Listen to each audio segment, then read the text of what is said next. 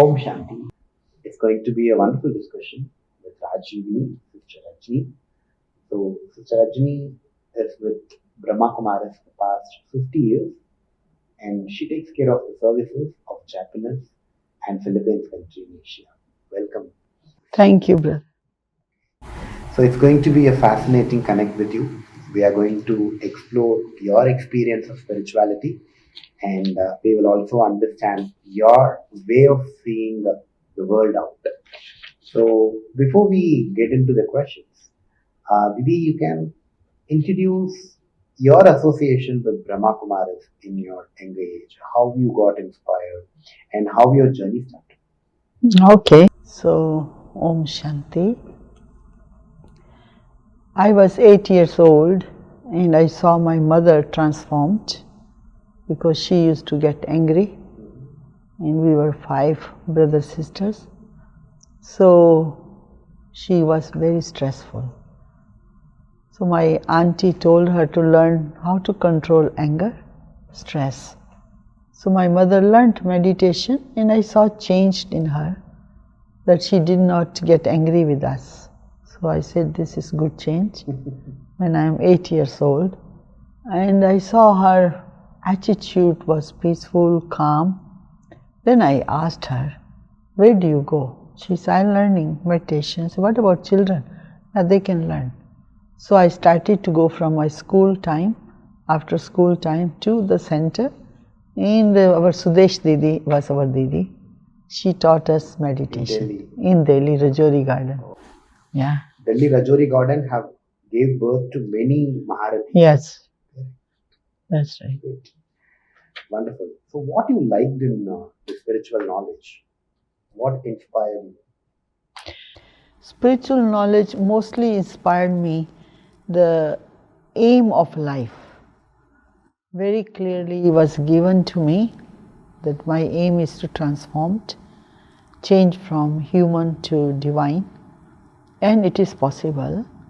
So, aim became very clear, and also the wisdom of the soul and God was very clear to us, because 8 years old in our home we were doing bhakti every day. And bhakti is okay, but aim was not there. So the transformation was not taking place. So that's why even young age we are praying to God, worshipping God, but without knowing about what is happening in life, where my life direction is going, I did not know. But when I went to learn meditation classes, that the teacher explained to me about my aim. Now, when we are talking about the transformation happening around you, my next question is that how do you see the power of transformation? Like people out want to change, they know why to change and how to change also, but they're not changing. The transformation is so minimal. What is the reason and how do you see this? Actually, change is change of consciousness. It's not physical change. Physical change is easy. Okay, I can get up early morning, okay, and I can make it my life simple lifestyle outside, simple way of life. But this change is the change of internal attitude change, awareness change. But it needs practice and attention and checking. No checking, no attention, no practice, not possible. Thank you. Yeah. Can I ask, why do you meditate? What's the purpose behind your meditation? The meditation I am doing is to change my habits, because our habits, for example, get into pressure, stress, and that can cause diseases, problems. So also to keep our health good emotionally, mentally, physically, meditation is big help. Why do you choose vegetarian food? Like what inspired you to become a vegetarian? And in a country like Japan, being vegetarian is completely different. For myself, I am vegetarian from the birth, because being in India, and with the, mother, father were all vegetarian and home, so never tasted any other food, so it's okay. Yeah, I saw in Japan was not easy. The people who were becoming vegetarian, they did not know. But I heard, before Second World War, Japan mostly were vegetarian. Yeah, they had a lot of vegetarian things they were eating. So when we introduced them vegetarianism, but we teach them also how do they adapt it? How they adapted, we explain to them, because it's violence involved. So if you want to become non-violent, so this is one of the factor. So mostly is that one, the aspect they also understand about vegetarian. And of course nowadays many people in Japan becoming vegan. Now, when so much research has been done, so it shows them, so they are becoming vegan. Now we can get many things, but many tourists, those who are vegetarian, they find so difficult in Japan where to go to, what to eat. Only tofu is available. Good, Didi. What you do daily to take care of yourself? Now self-care, the concept of self-care is trending. Now what you do to take care of yourself? Because in Japan society is very structured society. They don't waste time, So we have to put our life into a system and structure.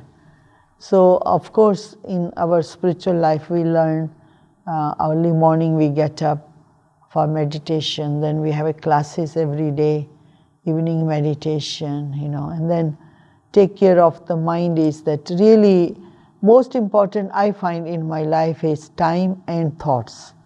Everyone has a time, everyone has a thoughts. These are two wealth are free for our life, but our character is built also on those two, So where my mind is going, I am really working on it. I know which direction it goes, or is with purpose and meaning it is thinking or not. So that I do pay attention. Yeah, or time also, because in Japan you can't waste time at all. If you waste time, you waste money. How do you define ego? When I start to think I know better than you, and that is really ego, and I am right, that aham, that is ego. That creates a lot of fuss, issues, obstacles, problems in life. Can't get along with people. That's what I have seen. So to not to get this thought, I am correct and I know better than you, but I can be a student to learn from you too. Learn from even sparrow, learn from any creatures in this world. Just keep open the mind to learn. Otherwise, I know better than you creates a stiffness, ego, yeah. Can someone become completely egoless? Or a bit of ego is needed to work? Ego means in good way is pride, no? Good way is a pride, self-respect, yeah. Self-respect is very beneficial. We should have self-respect. But ego is the one who is negative. I have seen, in this whole world, the ego is the root cause of so many international, national, family, society problems in the world now. Ego. So, to have self-respect, build my character based on self-respect, I think that is positive side. Once I heard ego, even you can become a good meditator, you can get the thought, I can do good meditation. Even that level ego stays with you. Very subtle. Yeah, I am very good yogi, in my mind. Oh, I can concentrate very well now. So the subtle thought of ego, I can think very clearly now. I can solve my problems now. Anytime, ego will continue until the end, I think. Can someone stay without ego? Can someone become completely egoless? out of effort? No, effort is needed always. Because if there is some accomplishment, tendency of human thinking is, I am successful. And then the other thought is someone should give me respect. And not given, then there is ego. Okay. So very subtle aspect of effort is that ego, you do action, then just give to God, good or bad, then be free from that impact. Do you think like love and attachment are one and the same emotion? No, pure love is to see my strength, to see other people's strength. Oh, Yeah, to use that strength. I love myself means I look at myself, what is my strength and what is my weakness. Then I work on these two and continue to grow in my life. Love in others, I haven't met them, but I know them, their strength. And whenever we meet with that understanding that look at this soul, so much strength. So that creates love. Then what is attachment? Usually in the word attachment, I think it's dependency.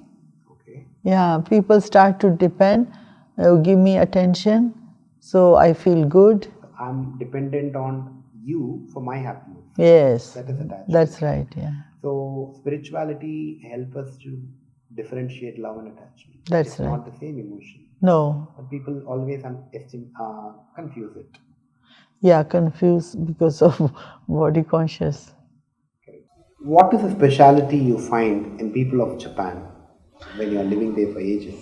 Japan is good country, good people, culture is rich, and people are very disciplined, and people are hardworking, honest, very honest people, and they have a lot of good qualities. Teamwork, I saw very special there.